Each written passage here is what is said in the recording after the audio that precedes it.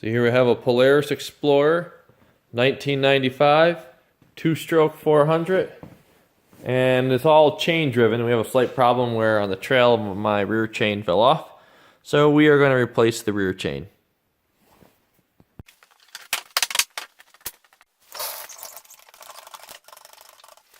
With the chain off, you can test the back to see if you need new bearings by wiggling the back wheels. And that'll tell you if these bearings are good. If it wiggles back and forth a lot, you should pull out your axle and replace these bearings. Mine seem fine, so I'm not going to make a video on that. Should have done this on the ground.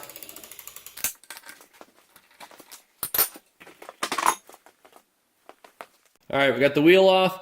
Now we're going to remove this. This protects the sprocket from rocks when you hit the bottom. So we're going to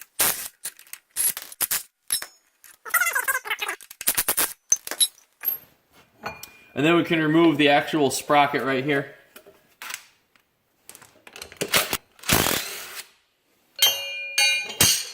Now in order to get off the end, we gotta pull this piece off right here.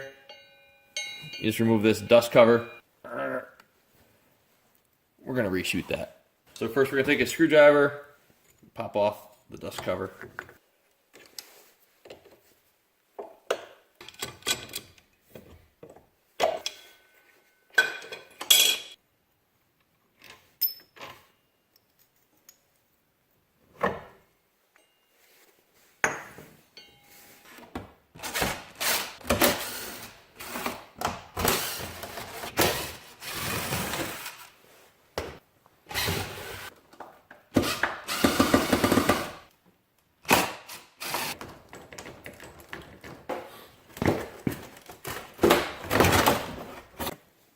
Okay, so we have the covers removed. Here you can see the pinion gear that spins the chain that drives the front wheels. Here is the brake disc for the rear and the brake caliper. And then up here behind all that, there's our rear pinion gear. And to be honest, it doesn't look too bad, but because it comes as a set, I'm going to take it all out, which requires removing this guy, this, the chain, and this brake caliper. So let's. And then down here we got to remove this linkage. At this time you can actually check your brakes. Make sure that the pads look okay. You have even wear on both sides. They're a little muddy, so I'll clean them up before I put it back together. But to change the brake pads, there's some slide pins right here and here. No, maybe that's not it. I don't know. I've done it before. I forget how.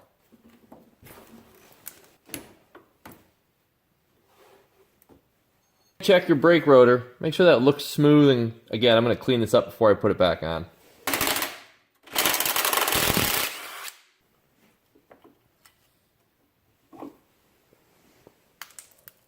Remember, there's a grease fitting on this. A lot of people forget to do this. So we've gotten the pinion gear loose in here. It slides forward and back, no problem. But we're bumping into this right here, which is a bushing for the rear swing arm. In order to get that loose, we have to take this nut out.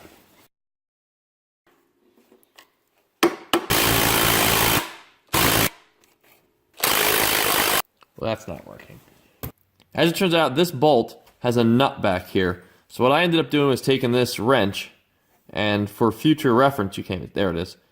And I stuck it on there, but I had to wedge it down in here really good. I use a 24mm wrench because it's the skinny wrench that I had that still fits on the bolt. I don't know what size American it is. And this is a 13/16. Ugh. There's that nut. It's really skinny. This is part of the grease fitting. It's like a red plastic thing. And this is the last thing that goes up against the frame on this side. It goes right against that thing. Alright, now we should be able to get this out. Look. And of course not. Why would it come out of here? Holy crap, how did I get that in there? Break my nice screwdriver. Wow. That was poor design. This thing's like a 1/16 of an inch smaller all the way around than it should be. Out. If you look at our front sprocket, this is the new one. This is the old one. If you place them together, All right, they look pretty good. Right, they match up pretty close. So I don't think the sprocket is that worn. But because the kit came with a new one, I'm going to replace it anyway. Now when I take my old sprocket right here and we place it on top of my new sprocket, you can really see the difference. I'm going to line up the centers right here. Now if you look along the edge, you can see all this silver poking through. All right, and that definitely tells you that the sprocket is really worn. All right, what you can do is if you're cheap and you're running this sprocket, and normally it's going this way, all right, because it's wearing out this side of the tooth. If you flip the sprocket over, you now basically have almost a brand new tooth, and you can run it again if you're cheap. But when you go in reverse, you got to be careful about popping your chain off. Next, we take a look at our chain. I got one end even. Then if we take a look down at this other side, you can see the wear on this. So this point and this point should be identical, or these 2 points should be identical. But we got about a third of a link longer on the worn chain. So I'm going to replace the chain also.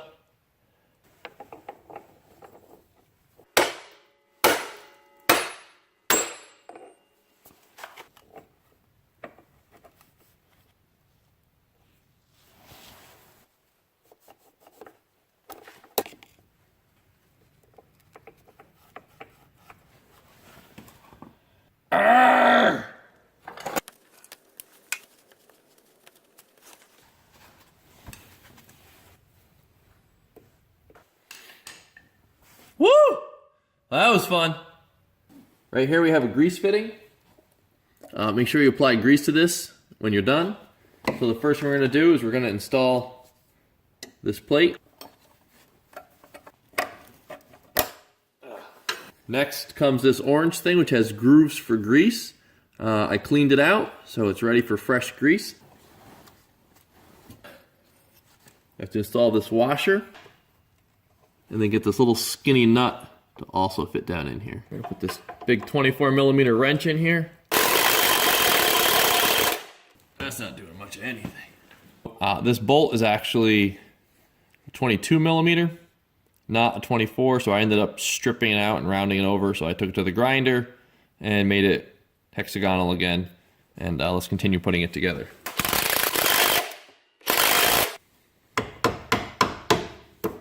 Put fresh grease in there. All right, remember it's got a grease fitting, but I went through the whole inside and cleaned it out. There's a bunch of old grease in there. Be careful you don't damage the outside seals on either side. And just make sure you get all the grease out of there. I even then squirted new grease in through the grease fitting and a big old hard crusty piece came out. Check this shaft because right here, you see this line? That's the area of the shaft where the grease is supposed to go, and yours might be all chewed up. Mine's not great. Well, if you look at it now, I think there's just a bunch of dry, crusty grease on there. It looks great.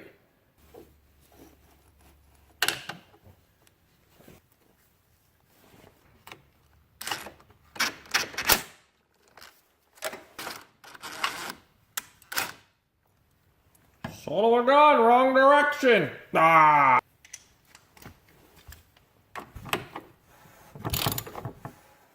All right, while we have easy access, I'm gonna grease this. All right, first we got this rubber O-ring. This just keeps the brake disc from bumping up against that. You don't want to get any grease on this.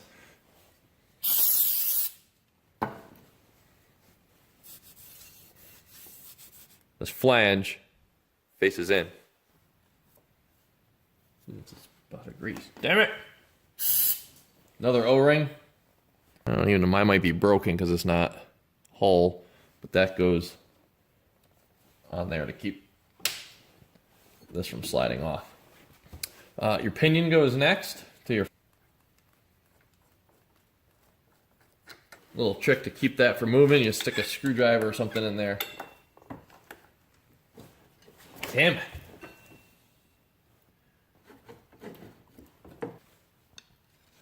Come on, you turd.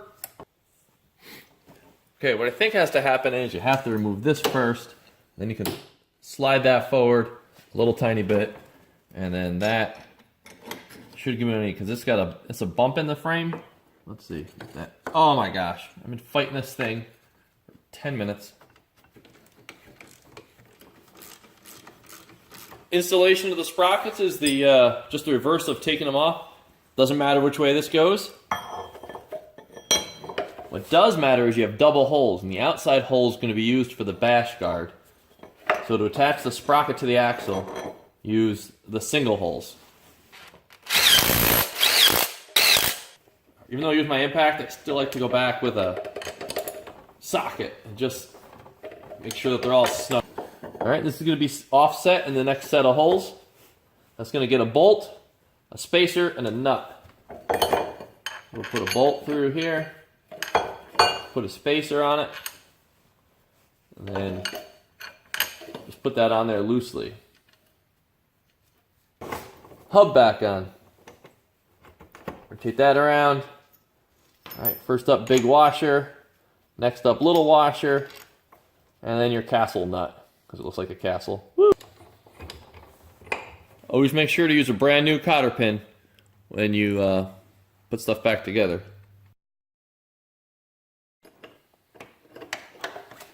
Now you just got to feed your chain around here. This chain came cut to length, so that just makes it easy. If not, you're going to have to use an angle grinder to cut it. You take your master link here, and I already installed 2 washers on the bottom. Comes with them. We'll put one here, and hope that it goes together. There we go. Next, you got to put a washer on this side. Master link piece.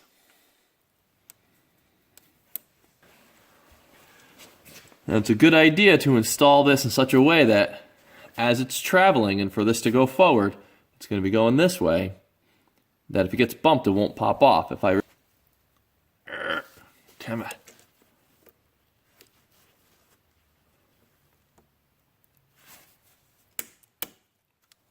There we go. If you put these on, you should only put them on, I think, maybe like 2 or 3 times. After that, the springiness of this wears off, and it could just fall off on the trail.